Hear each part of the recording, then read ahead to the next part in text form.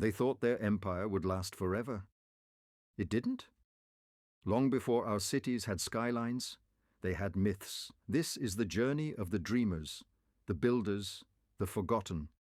Let their whispers guide you.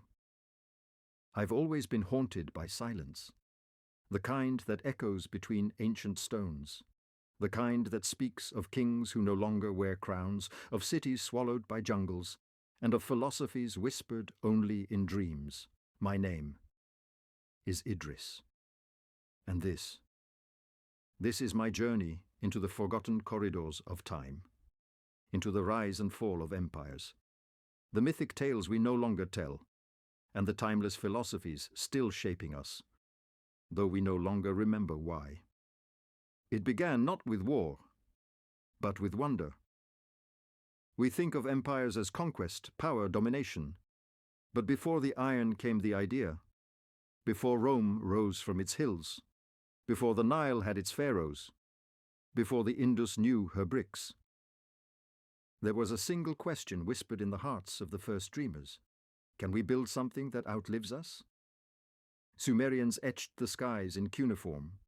The Olmecs carved thunder gods from mountains, and the Mauryans turned spiritual law into government. Each civilization a response to the same ache, the ache to matter. I remember standing in the ruins of Persepolis. The silence there felt heavy, like it remembered. Stone lions no longer roared, but you could feel the pride that once ruled here. You could hear the footsteps of Darius, feel the heat of Xerxes' breath as he addressed his immortals. But the rise was never just about kings.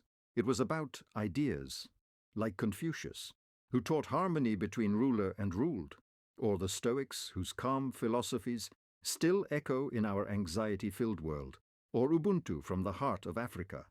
I am because we are. These weren't just beliefs. They were architectures of meaning.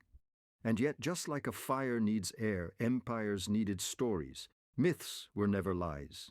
They were truths wrapped in wonder. Gilgamesh searched for immortality. Anansi spun wisdom with webs. The gods of Olympus walked among mortals, and deep within every tale was a lesson, a warning, a prophecy. So we rose, built ziggurats, temples, walls so vast they could be seen from the moon.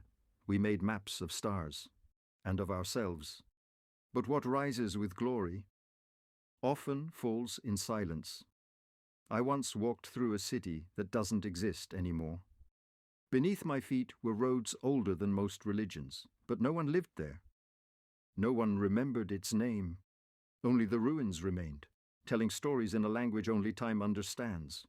We speak of the fall like it's an event, but more often, it's a forgetting, not a bang, a whimper. Floods swallowed Atlantis, maybe. Invaders erased Carthage, certainly. And one by one, the lights dimmed. Angkor, Mohenjo-Daro, Great Zimbabwe. The fall isn't just destruction, it's neglect.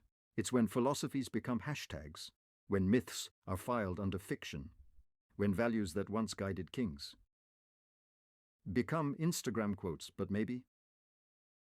Fall is also necessary, for in the ashes new seeds grow, like the phoenix in Egyptian myth, like the wheel of samsara in Buddhist thought, like Ozymandias' shattered statue, warning us not to build monuments to ego. Empires fell, but their echoes remain. We find them in our architecture, our laws, even the way we love, mourn, and imagine. You think democracy is modern? Ask Athens. Think global trade is new. Ask the Swahili coast. Think philosophy is dying. Ask yourself why you still seek meaning at 2 a.m. I wonder, if one day far in the future, when our cities have crumbled and our Wi-Fi long gone, will someone walk through our ruins and hear our stories in the silence? Will they remember us? Empires rise, civilizations fall, but stories endure. Thank you for walking through time with me. My name is Idris, and this has been a whisper from the past. If this journey stirred something in you, subscribe, share this story, keep the echoes alive, because the forgotten are only truly gone when no one remembers to listen.